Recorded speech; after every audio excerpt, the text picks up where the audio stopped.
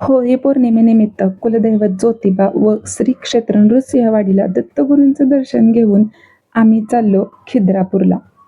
खिद्रापूरला कोपेश्वर महादेव दर्शन घ्यायला. बम बम बोले, मस्ती में डोले, होळी के दिन हम महादेव के दर्शन लेने खिद्रापूर चले. खिद्रापूर हे शिरोळ तालुक्यात स्थित नृसिंहवाडी मंदिरापासून फक्त 24 किलोमीटर अंतरावर कोपेश्वर महादेवाचं मंदिर आहे. खिद्रापूर येथे स्थापत्यकला, सुंदर नक्षीकाम व कलाकृती यांचा एक अनोखा संगम कोपेश्वर महादेव मंदिर येथे आपल्याला नक्कीच पाहायला मिळतो. शिव भोला भंडारी कट्यार काळजात गुंतली या चित्रपटामधील हे सॉन्ग, या गाण्याचं शूट याच मंदिरात झालं होतं. या मंदिराच्या गर्भगृहात 2 शिवलिंग आहेत, एक कोपेश्वर आणि दुसरं धोपेश्वर. कोपेश्वर म्हणजेच श्री महादेव व धोपेश्वर म्हणजे श्री विष्णू. रागावलेल्या महादेवांना मनवण्यासाठी आलेले श्री विष्णू. कोपेश्वर महादेव व धोपेश्वर श्री विष्णू असे 2 शिवलिंग आपल्याला मंदिराच्या गर्भगृहात पाहायला मिळतात. या शिवलिंगासमोर नंदी नाहीये. नंदी नसलेलं हे महादेवांचं मंदिर आहे.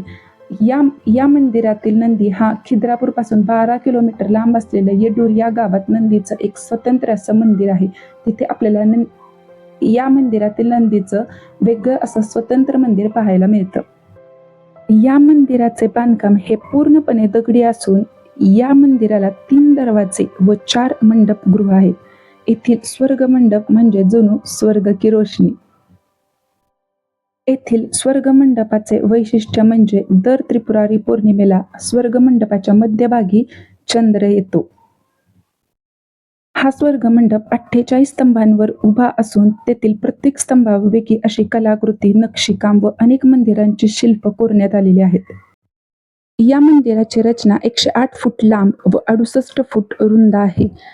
अतिशय अप्रतिम अशी शिल्प या मंदिरात आपल्याला पाहायला मिळतात.